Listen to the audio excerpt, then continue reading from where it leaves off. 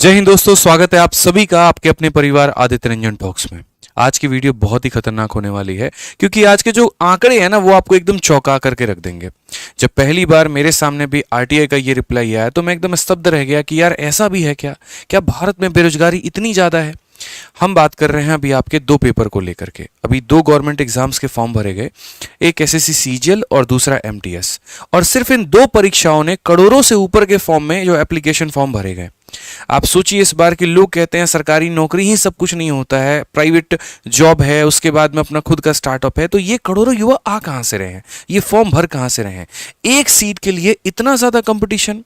चलिए, मैं आपको, हो सकता है कि पहली बार आपको लग रहा होगा कि इतने सारे लोगों ने फॉर्म भरा है, ऐसा बिल्कुल भी नहीं है।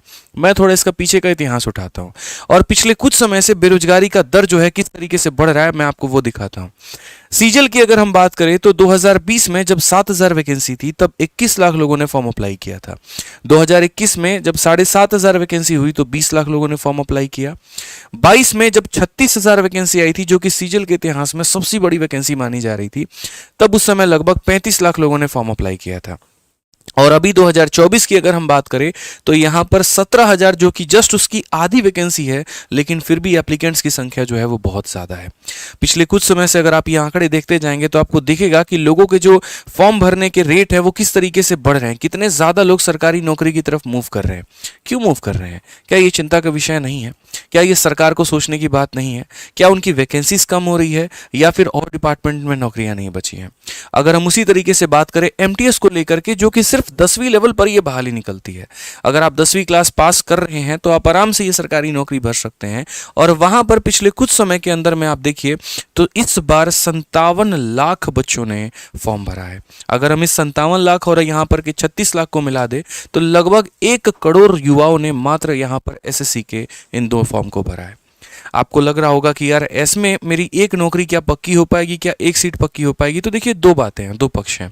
पहली बात, इसको सरकार को सोचना चाहिए कि अगर इतने सारे एप्लीकेंट्स यहाँ पर आ रहे हैं तो अलग अलग क्षेत्रों में बहाली निकालें, अलग अलग तरह के जॉब्स निकालें और उनमें यहाँ पर इस कंपटीशन को थोड़ा कम करें। और दूसरी बात, अगर आप लोगों का हिम्मत टूट रहा होगा तो मैं, मेरे भाई, एक छोटी सी बात आपको बता दूं, ये आंकड़े चौंकाने वाले हैं लेकिन वाकई में बहुत ज़्यादा कंपटीशन आपको नहीं देंगे। ठीक है, अगर पिछली बार की आंकड़े की ही बात करें तो जहाँ पर 35 लाख लोगों ने फॉर्म भरा था वहाँ पर एग्जाम देने मात्र 12 लाख लोग गए थे। क्योंकि क्या होता है ना, कई बार जब ऐसा होता है कि वैकेंसी बहुत ज़्यादा आती है तो एक हवा बन जाती है मार्केट में। ठीक है, अदर गवर्नमेंट एग्जाम्स की तैयारी कर रहा बच्चा भी बस ये सोचता है 100 रुपए का ही तो फॉर्म है, भर देते हैं, क्या दिक्कत की बात है, और वो फॉर्म को अप्लाई कर रहा होता है। लेकिन कहीं ना कहीं उसे भी पता होता है कि मेरी तैयारी इतनी भी अच्छी नहीं है कि मैं फाइनल राउंड तक जा करके सिलेक्शन अपना लेकर के आ पाऊं। तो ये जो संख्या है ये भीड़ बढ़ाने वाली संख्या है। ठीक है, मैंने कहा ना, सरकार को इस पे सोचना चाहिए, वो एक अलग बात है, लेकिन आपको अपना मोरल डाउन नहीं करना है, आपको ज्यादा चिंतित नहीं होना है। ठीक है, ये सिर्फ दिखावे का नंबर है। आप इतना मान करके चलिए कि जो असली कंपटीशन है वो 1.5 से 2 लाख बच्चों के बीच में ही होने वाला है। आपकी जो एक सीट है वो 36 लाख से आपका फाइट नहीं है, वो उन टॉप के 2 लाख बच्चों के बीच में है, जिनको आपको लड़ करके, जिनसे आपसे भिड़ करके, जिनको अपने नॉलेज से मात दे करके आपको अपने हक की सरकारी नौकरी लेनी है। हम लोग तो अपनी क्लासेस करा ही रहे हैं। रोज यूट्यूब पर मेरी 51 दिन 51 मैराथन चल रही है। ब्रह्मास्त्र फॉर्मूला बुक के माध्यम से हम आप लोगों को सभी कुछ बता ही रहे हैं, बस आपको अपनी मेहनत जारी रखनी है।